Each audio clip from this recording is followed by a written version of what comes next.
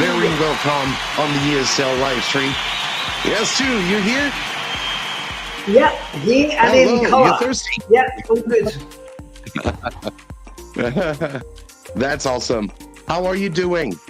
Yeah, not really good. It's a beautiful day in England. I think spring is here. Yeah, spring is here, and yeah, ready to rock and roll. It's live, talking about the lexical approach. Really excited about this today. That's awesome. Thank you, everyone, for being here. Let's see a little. We start very early a little bit today, but saying hello to all the early birds who were here. That's awesome. Thank you as well for Sharina Smith. So agrees. Sharina was one of our guests on the ESL live stream. We had an awesome session with her. That was awesome. And yes, so she's saying, so agree that new method must be used to make teaching English and learning the language exciting. That's true. I'm agree with her.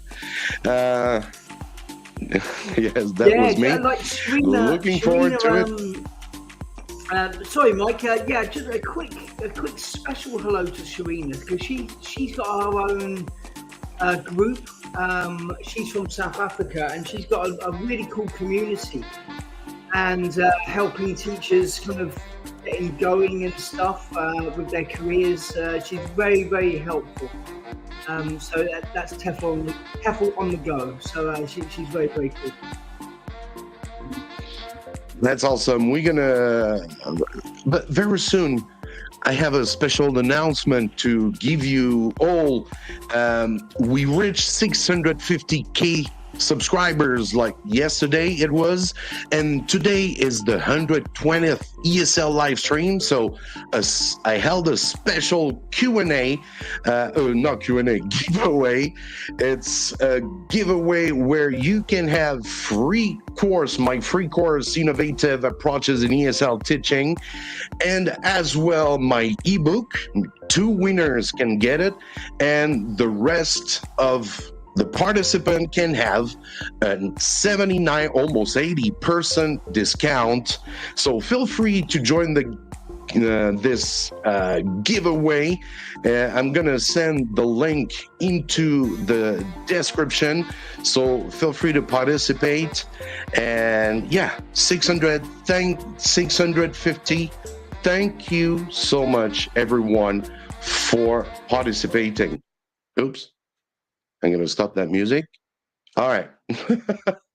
Thank you so much, everyone, for participating into this giveaway and for being here on the ESL live stream. We've actually, Mike, your new community that you've started is absolutely, could be a game changer, because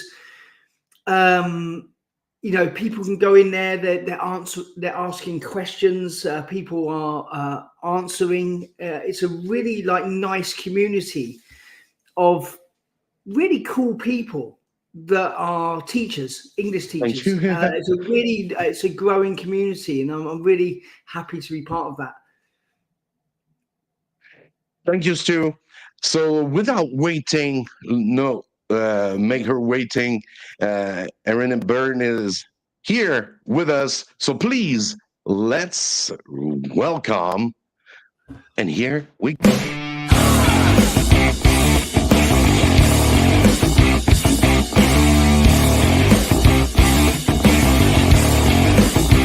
Let's welcome today's guest, Erin O'Byrne from Everything EFL.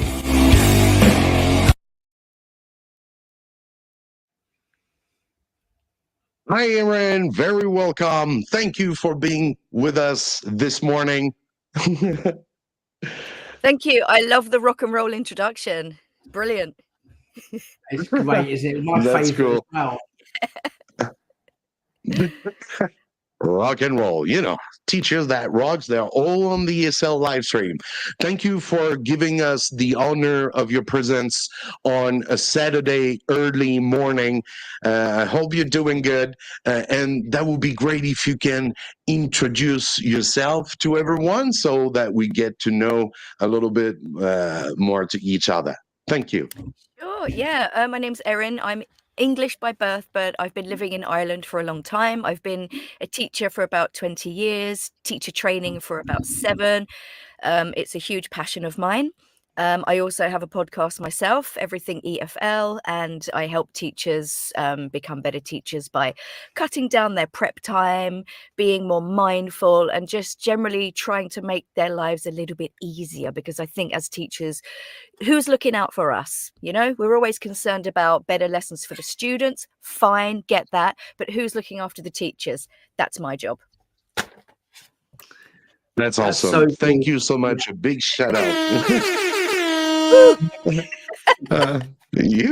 Yeah, great. Thank you so much. That's really awesome. Saying a little hello. Let's see, guys, if you got questions, feel free to ask your questions, because today we're going to be talking about the lexical approach. For me, as an ESL teacher, it's not something that I'm really clear. I never heard of this because, I'm more on the old traditional teaching way. I try to figure it out the new ways, and it seems to be something really impressive. A lot of people were asking me, how can you teach English without the grammar? So that's maybe one of the first question that we can be asking you. I think I have some questions to ask, but let's start with what is the lexical approach? Okay. So in its simplest form, and this is what I always tell my students, is that language is not made up of individual words. It's made up of groups of words or chunks or phrases. Like, sort of the traditional way of teaching, we might put a word on the board, like let's say Yeah. shower, right? Okay, fine. But how can we use that in a phrase or a sentence? Take a shower, have a shower. So at its very minimum, it's introducing your students to the concept of chunks, because yourself, as if you have a student reading a text, they'll focus on word for word translation, and that's not always good. It's not good for your brain, and it's very taxing, and it doesn't help the students understand and identify the chunks in the text or when they're listening.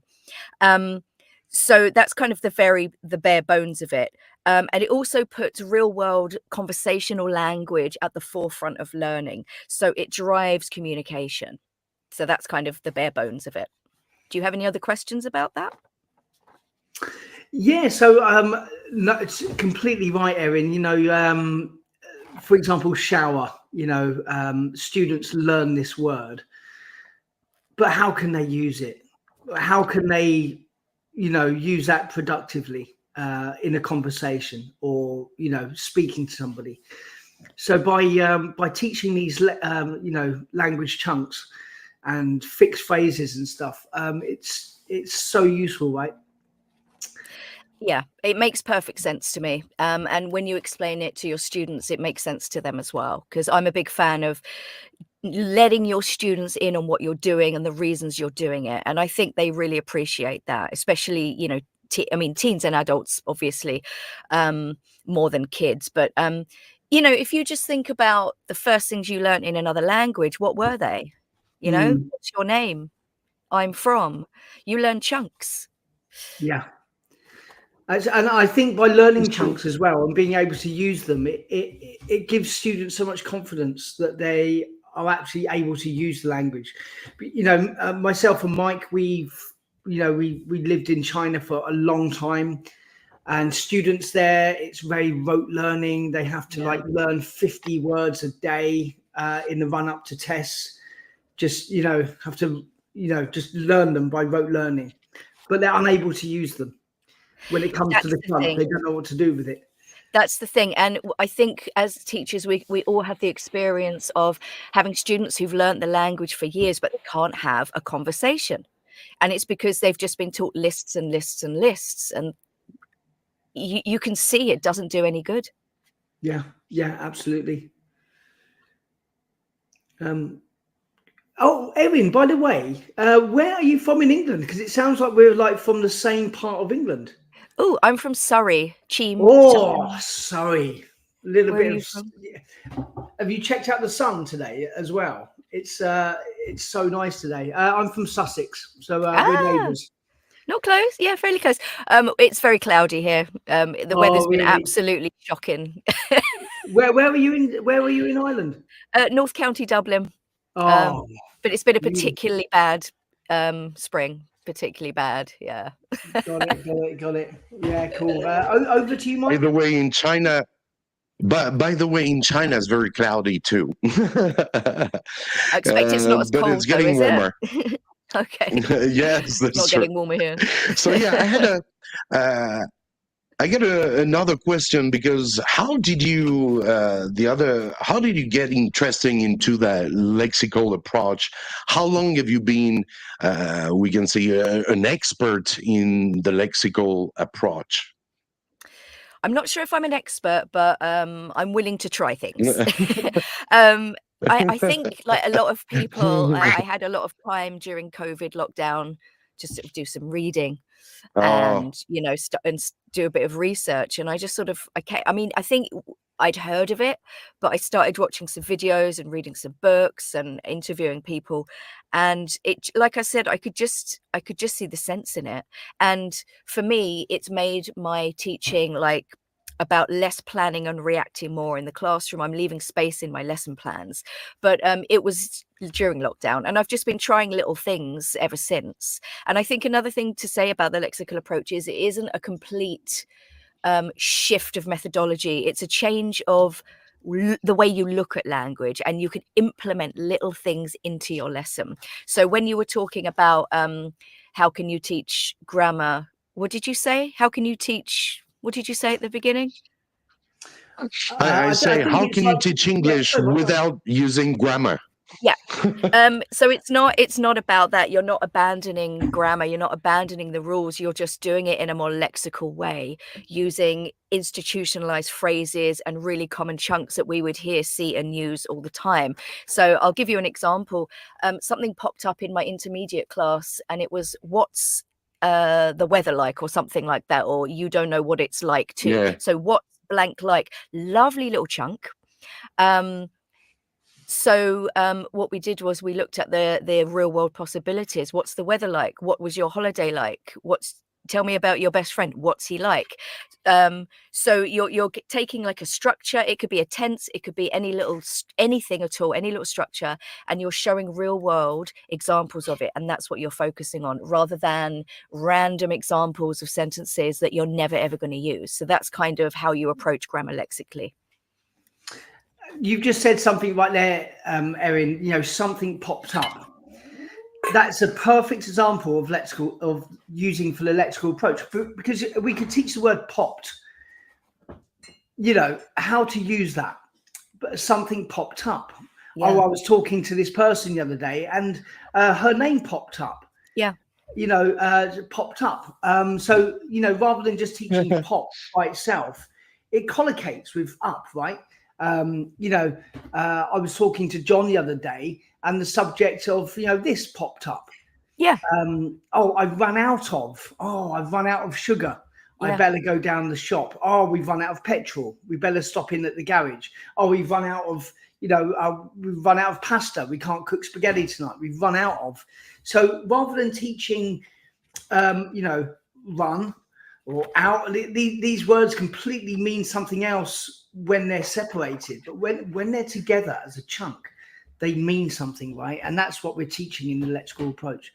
Yeah, and also if run out of comes across or pops up in your lesson in a text or something, I would focus on those specific collocations. Like you gave some good example: petrol, sugar, milk. And again, you're focusing on the real world application of that particular phrasal verb. You're not just giving random things that we would never say. And Yeah. you also did something that was very good. You didn't just say we run out of sugar, you added something else. We've run out of sugar, we better go down the shop. So what you're doing there is you're showing run out of with a specific collocation and more grammar. Like, so you're not just looking at it in an isolated way, which is why I don't like gap fills, because you've got like 10 sentences with no context, a very mechanical exercise, and you're not showing that language in conjunction with anything else. Whereas if you had, we've run out of sugar, we need to go to the shop, you've got, we need to, you've got more grammar there. You're putting language around the particular piece of grammar or language that you're teaching. So it's not isolated. And it makes sense, right? It makes sense to the student, you know, I ran out of sugar, need to shop. So you've got vocabulary there as well that's in context. So it's easy to remember, it's easier to use. Context is everything, especially with phrasal verbs. I cannot stand these lists of 10 phrasal verbs with put or lists of 10 phrasal verbs without. It's meaningless. You need context. Yeah. Very, very cool. I love, you know, teaching phrasal verbs and then getting your students to actually use them themselves. You know, you can like set up a role play afterwards, or get students to make really short dialogue, dialogue chains. Like you've got like really like cool ideas actually that you can, you know, throw these phrasal verbs in. Yeah, I totally agree. I gotta, yeah. Go for it. All good. So you go. No. Please.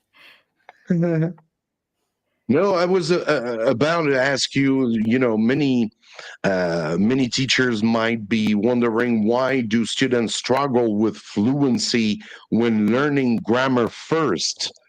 And how does a lexical focus can help? Well, grammar doesn't build fluency. Grammar builds grammar. And again, we've met students who know all the rules, but they can't use it because they don't understand the situations and the real world applications. It's kind of like just focusing on grammar. It's kind of like building a house, but not putting any furniture in it. You know, like, what are you going to do with an empty house?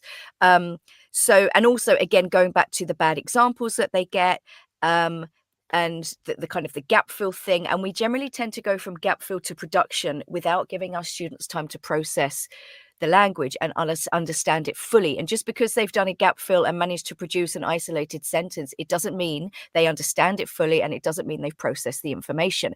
So what we need to do in the future is lots of little mini tasks that maybe take 10 minutes, that take a couple of good examples of that language and get students to practice it, and not necessarily produce either, because we're so keen to get our students producing. But again, they need time to process, they need exposure, they need repetition to this language.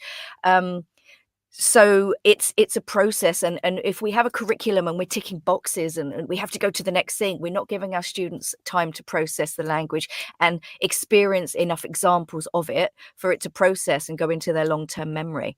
So I've kind of lost my train of thought here, as per usual. So the lexical focus, again, going back to those common and institutionalized phrases. So I've got a little question for you guys, okay? If you are teaching the passive, right, what would be, in your mind, the top 3 verbs that we always use with the passive, or mostly use with the passive? Ooh, throw that over to you, Mike. Smooth. Smooth operator. I was lost in my checking the question over there. If you get an example, that would be good. Yeah, passive verb, right? Is he Googling it? Hello, can you hear me, guys? Yeah. No, I'm just. Can you hear me? Yeah. No. Well, like, you know, you've got like, you know, like make and made. Yeah. Exactly. Yeah, like make and made. You know, like take. You know, we have taken.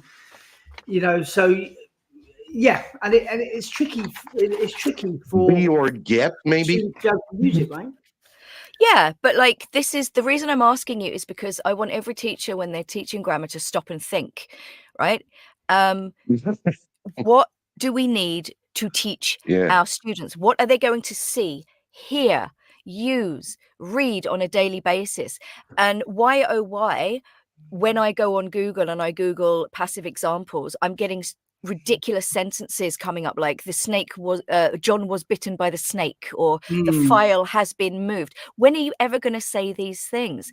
Yeah. Why aren't we getting examples like it was made in China, for example, or it's being delivered right now, or he was born, or the train has been cancelled? This is the way we use passive verbs. Why are we not seeing these examples? Why are we seeing random examples we're never going to see? Bro. And again, that is what the lexical approach is about, real world communication. So let's give our students a chance to learn it. So every teacher needs to stop and look. If they're using a book, look at the examples. Are you satisfied with them? If you're not, create your own exercise, or get some help with ChatGPT and ask ChatGPT to create an exercise, but give it the specific verbs you want. So create an exercise using the following passive verbs: made, cancelled. Input that specific information or the specific phrases. So if you're doing present perfect, I've never been here before. Have you finished yet?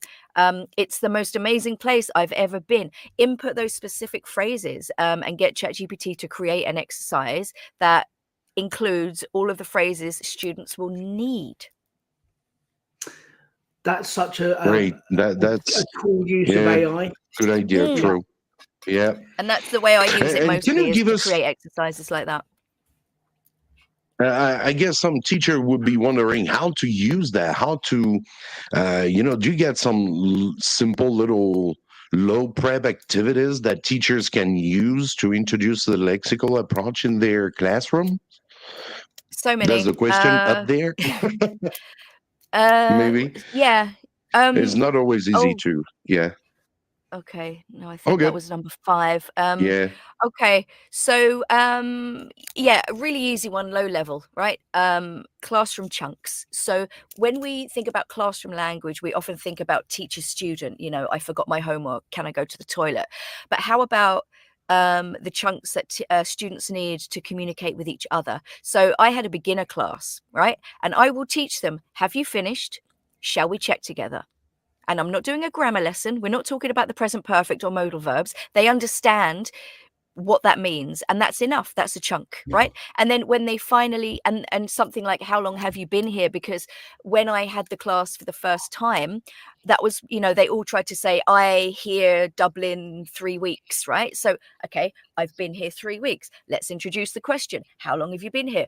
And every day we practiced that, and we didn't go into the grammar of it, but they understood what the question was and they understood how to answer it. And it took a long time for them all to independently ask and answer, but again, process. But this exposure is really handy as well, because when they finally sort of come across the present perfect in their course books, maybe late elementary, early pre-intermediate, they've seen examples of it before. It's not going to be a shock to the system. So that's one. So I would gradually introduce little chunks. So they're the first two I usually introduce in a low-level class. And then you can just sort of add another one. So, what have you got for number 1? Do you agree? Yes, I do. Okay, what have you got for number 2? Things like that. So just little chunks that you can introduce as they're checking an exercise together, for example. Another really simple one is those teachable moments. Like I said, leave space in your lesson plan so that if something comes up, like they might ask you something, or you might spot something in a text, like the example I gave earlier, what's it like? It came up in, I think it was an audio. It was in the transcript and it was there twice. And I was like, we're going to focus on this. This is great. This is a great piece of language. So, if you are using text or transcripts, just have a really quick look just before the lesson. And think, oh, that's a nice little structure. We can do 10 minutes on that. And then the next day we can practice it again, do the same. I'm a big fan of reusing, right? You don't have to necessarily create new activities all the time. So you could create little cards with what's the weather like? Tell me about your best friend. What's he like? Talk about your hometown. What's it like? You could have them in pairs or groups doing that. And then the next day you could put those cards around the room. you could randomly ask individual students. There are different ways of reusing the same thing, which I'm a huge fan of. And another really useful thing you can do is noticing. And again, it doesn't take any prep. So let's imagine you've been doing the present perfect, right? I did this about a month ago with my intermediates, and they'd studied it before, but of course we all know present perfect, total nightmare, takes a very, very long time to understand how to use it, right? I've never met a student who hasn't had problems with this. So anytime we have a text or an audio transcript, you can do a noticing activity. So you can focus on one thing. For me, it's the present perfect at the moment. So I throw highlighters at my students and I say, read the transcript and give me, highlight anything you can find that either happened before now or started before now and continues up to the present. And they're familiar with this language because we've used this language before. Okay. And I always say to them, if you're not sure what I mean, chat to somebody next to you. And if they're the present perfect, okay, fine. And you can, if you like, say to your students, highlight this in the present perfect. That's okay. But let's try and avoid that language and actually talk about the function of it. So before now, started before now, continues up to now. And you just get them to notice it.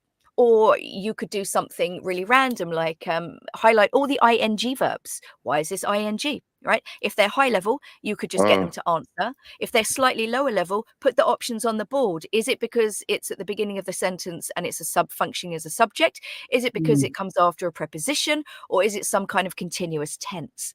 Or is it because it comes after another verb that dictates, like doing? Is it coming after another verb that dictates the next verb has to be ing? So if they're slightly lower or they need support, put the options on the board or put them where they can see them, and then they do it and they check together. So again, it's like what we call a nice silent cognitive activity. Again, it's not always about production.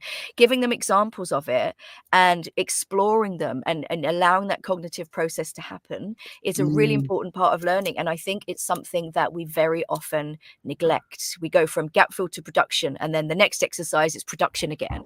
But if they haven't processed it or they haven't seen enough examples of it, the speaking, it's kind of a bit redundant. Does that make sense? Absolutely. Yeah.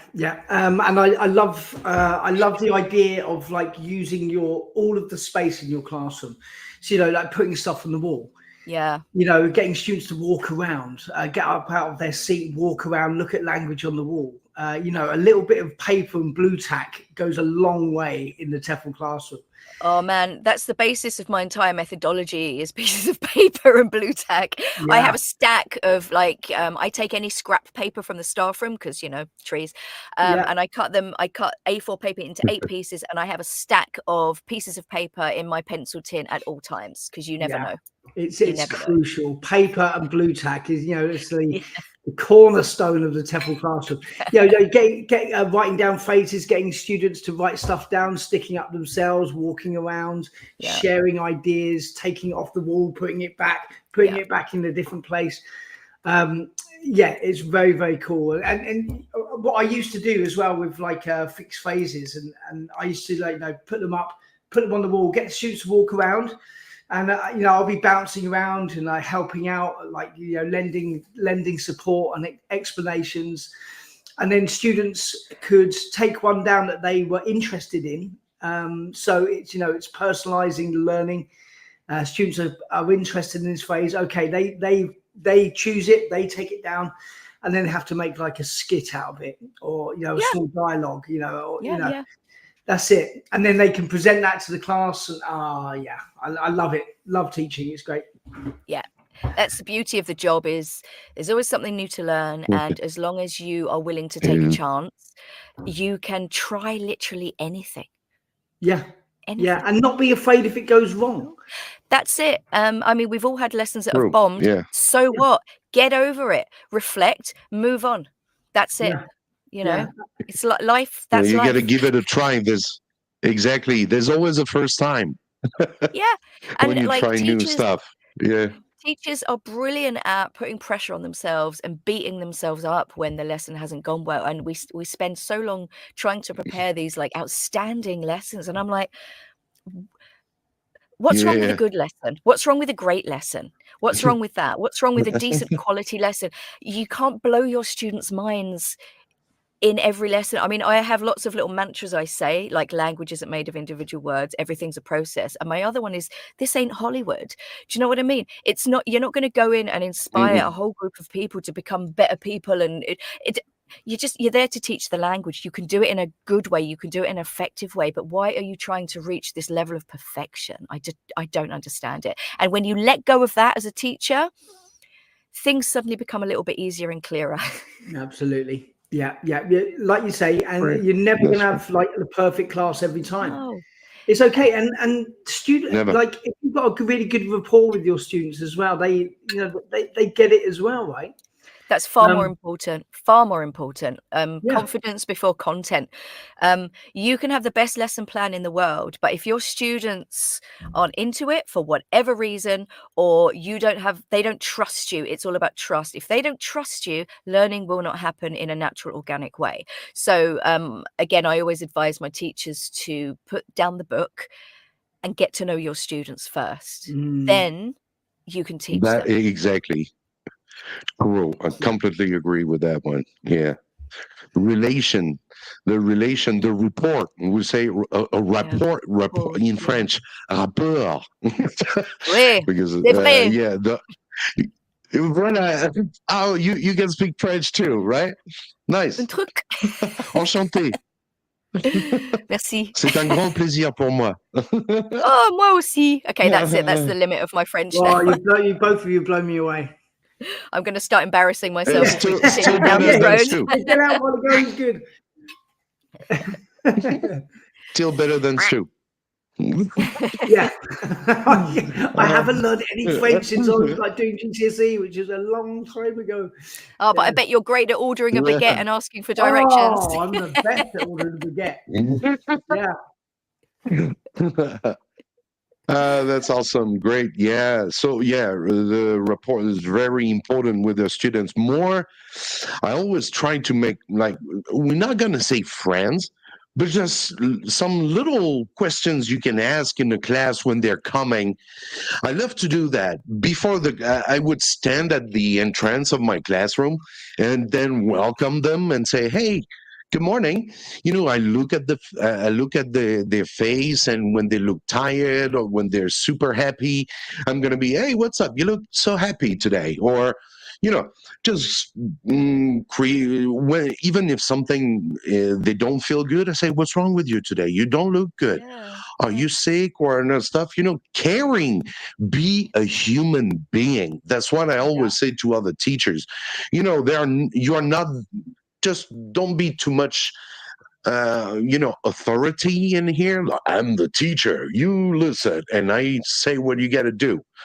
No, I think that's very important, especially for the kids that I have now at the age of they are high school students. But even if they're younger, even when they're 7, 8 years old, they really pay attention on you if you give them affections. Yeah. And I think 2 points there. You have to be flexible going into a classroom, especially I think with teens and young learners. Like if you go in with an attitude like it's my way or the highway, or if he does this again, I'm going to do this. All you're doing is causing stress for yourself. Also like thinking about putting the human at the center of the lesson as well. So, realizing that your students are human as well. And, that I hate to say it, your lesson probably isn't the center of their universe. They've had other lessons. They've got stresses at home. They've got huge pressure for exams and parents and all of that kind of thing. Oh, yeah. So show them a little bit of empathy. I have adults, they work, they're tired, but every single day I take the register and I look every one of them. How are you, Marta? How are you, Yuri? How are you, Lucas? And even that just makes a massive difference. Yeah. Huge difference. Yeah. Yeah, learning names, learning something about each student, and you can get a notebook as well, and you can jot these things down. Absolutely. So, for example, like Marta, she's she works in the shop. what is the shop, what does it sell, why is she learning English, and you can jot these things down, make little notes. She went hiking the other day. Yeah, exactly. Hiking, and before class you can just think about those students, what are their hobbies, what are they up to recently, and build these interpersonal relationships. And then you can tailor your materials and your class as well, because if you know that they're all into K-pop, you can find a text on K-pop, or you can generate one on K-pop, and they'll be like, oh my god, this is amazing, stuff like that. All these little things help. Yeah, big time. I love it. That's Erin. I think we are similar teachers, just really making it like human. Yeah. These people, they do have lives outside of the classroom. They do have challenges and, likes and problems, and it's not these, like you say, it's not the center of their universe. And if it goes wrong, it's okay that it goes wrong. It's good sometimes that it goes wrong, and that you can have a laugh together. Yeah, exactly. I mean, I did. It reminds me. Go on. Ladies Go ahead. first. Après vous, mademoiselle. I did a no prep speaking activity with my class that I found on LinkedIn actually, and it was really good. But I gave them far too much time to prepare for it. So the activity didn't work quite as well as it should have. And we talked about it. I'm like, I think I gave you too much time to prepare, didn't I? And they're like, yeah, you did. And I'm like, okay, grand, no worries. And we laughed. Yeah, absolutely. Yeah. And I always advocate having like 3 or 4 no prep activities up your sleeve. Yeah.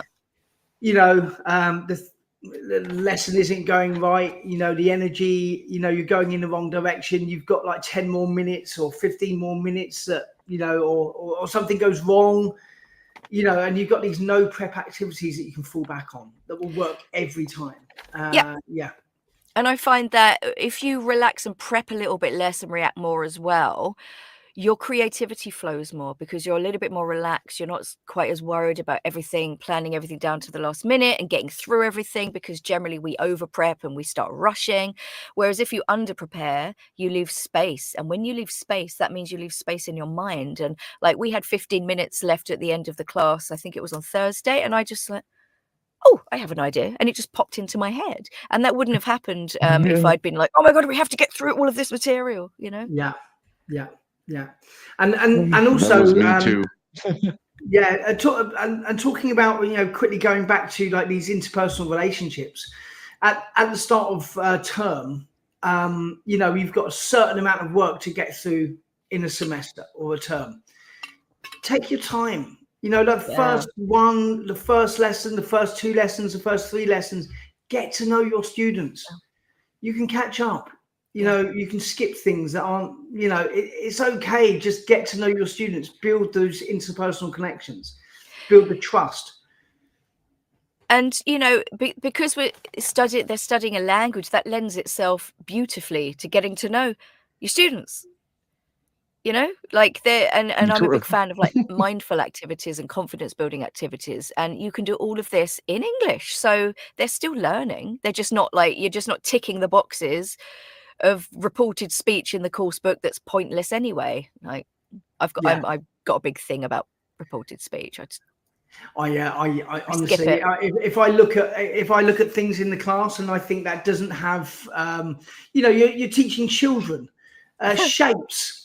Why are shapes in every single curriculum for children? When do we ever use the word triangle? When do we ever use the word rectangle? It's such a rare, weird, it's like B2 level language or something.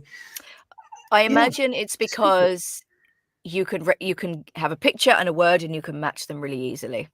Yeah, they're visual, so that's why it's easy to like. That's why I imagine. And then they will never use the word. Would be more about round. Maybe using more. We've digressed. It's round. Yeah. That's great. Okay, We had some questions. We've got a few comments. We've got a few comments in Okay. the box Yes. here. Paul was talking about a translation. Is there any? Is there any need for to translate? Using like L1 in the classroom.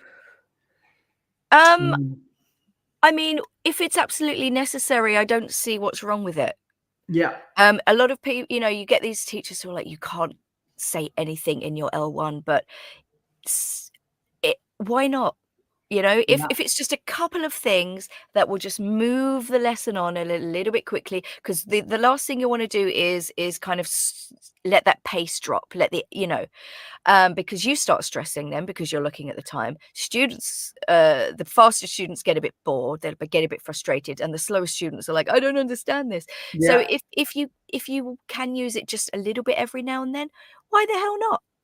I wouldn't rely on it. And I mean, I have a different situation to you guys. I have a multilingual class, so I encourage them to write down we put the definitions on the board and stuff like that, and I try and encourage them not to translate if possible. Some of them do. It's their choice. I think when you've got multilingual students, then you need to rely more on English. But if you've got for example, myself and Mike teaching in China for a long time, if the students really don't understand the instructions for an activity, rather than just sticking to English to try and explain the instructions for an activity for like 20 minutes, and the activity lasts 3 minutes. Yeah. And they need that help, just quickly say it in Chinese and then use the 20 minutes that you've saved for the activity.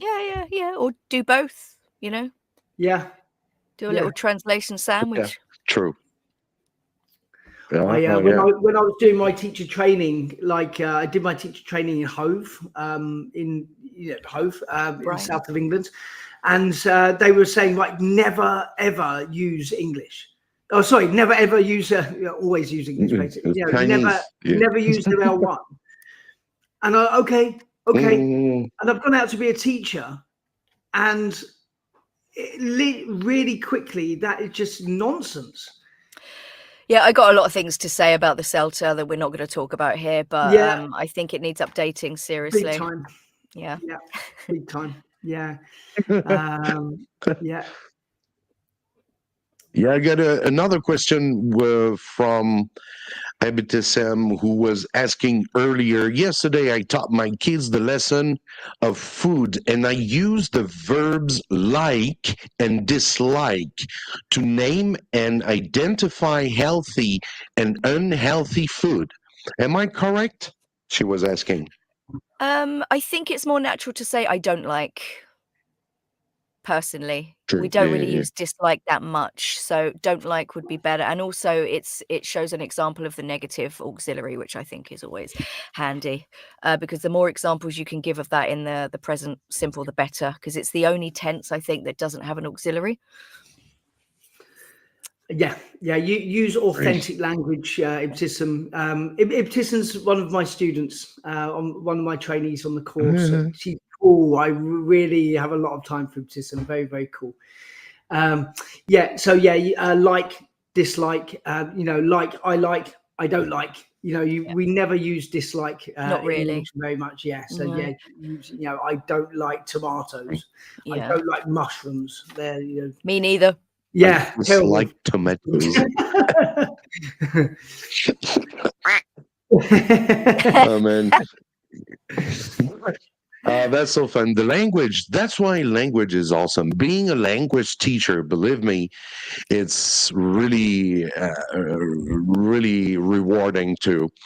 I've been teaching English for a good 20 years, and now since 3 years I'm teaching French, and you can't believe it that I found that teaching French is more difficult than teaching English. Teaching my native language, teaching his own native language is really more difficult than, because I know how I've learned English, right? I remember my English teachers big time, like Stu say, and then but I never remember how I've learned French. Yeah. Well, You you know, don't. it's You so just pick much it up like naturally. that's it. That's it. You know, I had a comments in the section the other day about this issue. Why? How can you teach English if you don't teach grammar? And then you had another person answering the comment. I didn't answer. You had another person answering the comment saying, "Hey, what about babies? When they start to speak, are they going to learn? They're going to start with the grammar." So that's pretty much it. Right. That's Yeah. the thing. That I This mean, is the we environment. learn language Language by is environmental. yeah, Yeah. yeah. Absolutely. As children, as native speakers, any native speaker, we learn grammar perfectly with zero lessons. Just from what we hear, what we That's see. true. Yeah, language going on around us. We just language acquisition is really, really an interesting thing. But kind of going back to the lexical approach, that's kind of how we learn language, right? Because we don't have grammar lessons as children. We just hear language. We see it. We see language in action. We Absolutely. understand language in action. Yeah. I remember when my Mm. niece was about 1 and she ate something for the first time and she went, "Oh, these are nice." And it wasn't absolutely correct, but she'd obviously heard that phrase and she'd applied it to that situation. Like Yeah, you just learn. yeah, But so yeah, language can be learnt like that, but it's very difficult in a classroom environment because you're not immersed in it. And a lot of students are not into it. And there's no purpose behind it either in their eyes a lot of the time. So if you don't have a yeah, sense of purpose or you're not immersed in it, it's much more difficult. And then you add on top of that the emphasis on grammar. It just makes for disastrous consequences, really. yeah. That's it. Give students a reason to learn. Help them to understand that there's a reason behind this. Give them real world application. How Yeah. can you use this in your own life? And once students are able to see that and use it, their confidence goes through the roof. And they can't wait to come back to your classes, basically. Yeah. All right, that was awesome.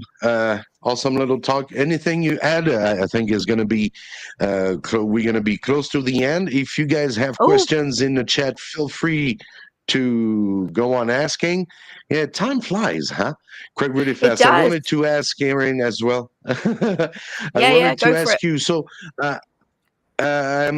you got a website as well, right? It's Yes. this one. Right. What is this website about? So you propose your, say, low, no prep ideas to make teachers' lives easier. Yeah, so it's basically, I mean, I have a course that I'm running at the moment. I'm going to run it later on in the year as Great. well. I also have a podcast, but I do recommend that if people want to follow me or see what I'm all about, Instagram or LinkedIn or my podcast is the best thing to do because the website's kind of a hub just sort of for people to contact me or book my course or book a call with me and stuff like that. But I'm very active on social media. I have a newsletter as well. I'm always giving out little tips and things like that. And I just love serving teachers, really. I want to change the way teachers think about language. I want to make their lives easier, like I said. Yeah. Cool. I'm a big So this fan is the of website. podcasts. Yeah. What was the name of your podcast, Erin? How Everything- can I find you? Everything EFL. Yeah, I think it's probably on the website, but also on my social medias, or if you just go to Spotify or just Google Everything EFL podcast, you'll find it. Right, I'm up we'll do to 146 episodes. Wow. On Monday, it's my Yeah, I saw that. 146th. Yeah. Congrats. So, Congratulations. thank you. Yeah, and then yes, true. And if people wants to join, if they want to contact you, they can go whether on Instagram because you are as well on Instagram. That's how I I get in contact with you on Instagram. I'm going to put the link as well into the description. So what do you do there on Instagram? Pretty much the same. I'm very active on stories. I'll very often put what I've done in class. Maybe just take a picture of my board. It's always I'm dreadful at my board work is awful, but I don't care because it's part of who I am. I'm messy, so if you that's what that is. So I'll just put a little like what I did in class, or I might just give a little pep talk. Just different things, and I post as well. Just loads of different stuff, but my main message is like go lexical. I'm a big advocate of teachers looking after themselves, and I just stop prepping all the time for everything. Like you need to trust yourself a little bit and trust your instincts, and that's the kind of message that runs through everything that I do. That's awesome. Thank you so much again for giving us your time to come on the ESL live stream. That was a great pleasure, and I'm sure we all have been learning a lot with you. Thank you very much, Erin. Can't wait to see you maybe another day, another time. You're very welcome on the ESL live stream. That was really a very interesting one. Thank you so much. Thank you. I'd be happy to be back, and it was an honor coming on your show. Thank you so much for having me. That's great. Stu, anything to say? Yeah, I'm okay. The missus has just come in and boiling the kettle, so lovely, perfect. Excuse the kettle noise in the background. But yeah, thanks so much, Erin, for coming on. That was awesome. My pleasure. Do it again. And remember, the most important takeaway from this live stream: paper and blue tack. Paper and blue tack. And bring it paper and blue tack. Okay. Thank you, Erin. See you. All right. Bye. Take care. Have a good time. Bye-bye. Keep in touch. Bye. Will do. Cheers. Bye-bye. Bye-bye. That was awesome. Great. I feel like keep on learning all the time, right? Yeah, that's it. Just keep Stu, keep can growing. you hear me? Yeah, I can. Yeah, yeah. So keep growing, keep learning. Okay, cool. Speak to other teachers and try out new things. And if they don't work, it's okay. Great. So great. That's awesome. Yeah. Like I say, everyone, 650K subscriber. Thank you so much to support Mike's Home ESL so that we can keep on doing lives like this, share the lives, help each other is helping each other. It's the motto of the ESL live stream. Thank you so much for being here. And because you are awesome, here is a giveaway. I'm going to send the link into the description right now. So if you want to participate to that giveaway when I give my course away, Innovative Approaches in ESL Teaching, as well as my ebook. And for the rest of everyone, if you can have an 80% off on my course, and the link is in the description down below. Feel free to join. Yep, cool. 650,000, Mike. What a milestone. It is, yeah. That's incredible. Never thought we would reach that milestone for sure. Yeah, and if it hasn't been mentioned also, I'm giving away a free course. For those of you here that don't know, I run TESOL courses, and I'm going to give away a free course as well as part of the giveaway. So in this giveaway, you want me to add your free course? Please, yeah, absolutely, yeah. Why not? Yeah, I will give away a free. Wow. Yeah. Thank you so much, Stu. That's awesome. Teachers gonna be like crazy. So here, guys, I will have to change a little bit the links and all stuff, but make sure you check out the video Sunday. Even if the link that you have in here, Stu said he added a free TESOL course. Can you hear that? What does it mean? It's professional development free for you. Some of you might not really understand what this means. Stuart Allen's TEFL course is level 4. Wherever you go in this world, it is recognized by what is the the name of the recognition group? Can you tell us a Yeah, little so bit it's about this one? It's ACDEC. very important for teachers. Yeah, so the course is accredited by ACDEC. ACDEC are the world's oldest accreditation body for distance TESOL courses. Over 30 years, they've been accrediting distance TESOL courses. So very difficult process. Took me 2 years to get the to pass the accreditation for the course. It's not a Mickey Mouse accreditation board at all. So yeah, fully accredited. Yeah. So by taking the course, you'll be able to get jobs worldwide as a TEFL teacher. It's got 20 units, 20 modules. Lots of the modules I interview global leaders in that particular area. So, for vocabulary, I speak to Hugh Deller. For pronunciation, I speak to as a professor at the University of Strathclyde, as a specialist in pronunciation. I interview her. So these interviews, these bespoke interviews, are part of your learning materials. Great.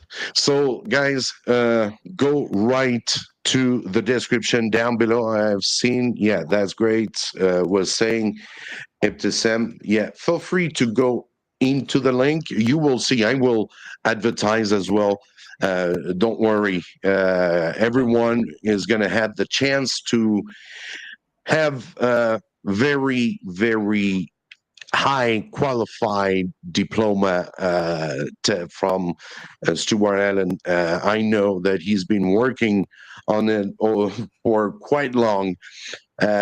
He was in China at that time for sure. You were in China when you did the course, right? The course was written over a 4-year period. Yeah. So and I add to it all of the time as well. So like if, for example, if new research comes up in teaching vocabulary, or new research comes up in about reading, I'll add that to the course. So it continually develops and adapts to changes. Like Erin was saying earlier, like a TESOL course, is written in stone, literally. It doesn't change. It's old. Yeah, these old methods that a lot. It's really an outdated course. My course isn't. It changes and it evolves as teaching evolves, language teaching evolves. So does my course. So yeah, feel free to check that out as well. That's awesome. Great. And don't forget to follow Stu on YouTube, TEFL Lemon on YouTube. You get the link into the description and the QR code if you want to scan, if you have the time to scan. Boop, no more, but you get the link into the description. It will be far more convenient. Thank you so much, Stu, again, for being with us tonight. That was an awesome one. Can't wait to see you next week. We might have a special guest next week, right? Yeah, so I've been speaking to Charlie from Charlie's Lessons. Charlie is really big on social media, very good with technology, using webs. Like the internet is huge, right? Just Google, but he has been able to cherry pick some really good websites to help you teach. Whether you're teaching reading, you want to do like listening tasks, whatever, he's got the website for you. Really good on text, using tech, using apps. Very engaging. He's a funny guy. Nice. You know, makes some really funny videos. So hopefully we can get Charlie on for next week. Yeah, I saw these. They're really cool. Thank you very much, Stu. No worries. It's time to say goodbye. Thank you, everyone. And remember, every Saturday, about 5 or 6 p.m., we'll be here on the ESL live stream. Sunday, we'll be here on Mike's on ESL. You will have the replay, maybe, or it's going to be on the ESL live stream channel where all the lives replay are there, and as well as ESL Teacher Talk, the podcast. If you want to check that out, feel free. Thank you again, everyone, and happy teaching to everyone. Cheers, Stu. Thank you. See you later. Thank you. Bye-bye. Bye. Bye-bye.